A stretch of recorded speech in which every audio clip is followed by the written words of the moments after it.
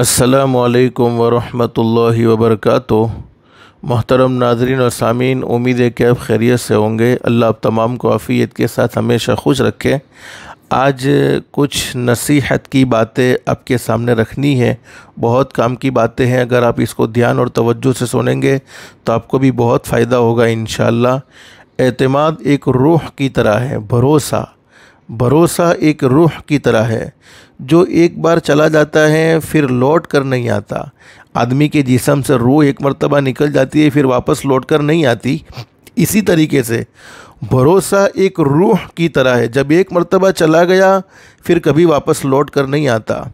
उस्ताद एक मोमबत्ती की तरह है जो ख़ुद तो जलती रहती है लेकिन दूसरों को रोशनी पहुंचाती है। उस्ताद जिनके पास हमने पढ़ा है, उस्ताद एक मोमबत्ती की तरह है जो ख़ुद तो जलती रहती है लेकिन दूसरों को रोशनी पहुंचाती है। गुस्से में किसी को बुरा मत कहो, कभी कभी गुस्सा आता है। गुस्से में कोई ऐसी बात मत कह दो कि जो दोबारा मिलने पर तुमको शर्म महसूस हो।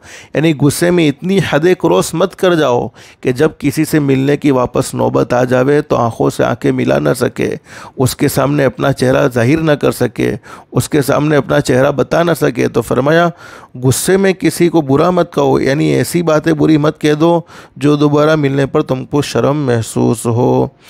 चेहरा दिल का आईना है, उसे हरदम साफ़ रखो। चेहरा दिल का आईना है, उसे हरदम साफ़ रखो।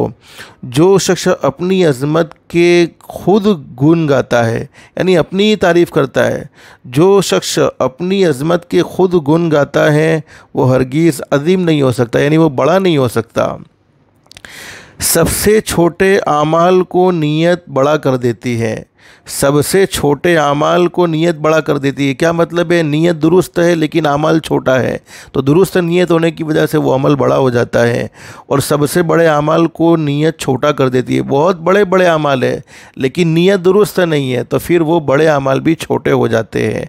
तो फरमाया कि सबसे छोटे आमाल को नीयत बड़ा कर देती है और सबसे बड़े आमाल को नीयत छोटा कर देती है। जो शख्स चाहता है कि अल्लाह पाक उसका ख़ात्मा बिल खैर फरमाए, देखो सुनो, हर एक की ये चाहत होती है कि अल्लाह पाक मुझे मौत के वक्त ईमान नसीब फरमाए, कलमा नसीब फरमाए, ईमान से महरूमी ना हो जाए, दुनिया से मैं जाऊं तो ईमान से हाथ ना धो बैठूं।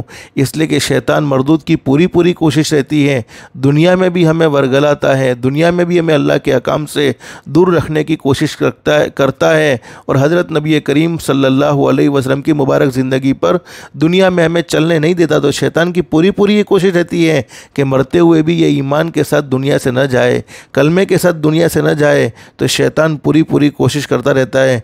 जो शख्स चाहता है कि अल्लाह पाक उसका ख़ात्मा बिल खैर फरमाए, यानी उसकी मौत अच्छी आए, तो उसको चाहिए कि लोगों के साथ हुस्ने ज़न रखे, अच्छा गुमान रखे। अक्लमंद सोच कर बोलता है। अक्लमंद आदमी जिसको अल्लाह ने अकल दी है वो सोच कर बोलता है और बेवकूफ़ बोल कर सोचता है। फजूल बहस बेहतरीन दोस्तों में फूट डाल देती है। बाज़ दफ़ा ऐसी बहस जिसमें कोई फ़ायदा नहीं अच्छे दोस्तों में फूट डाल देती है।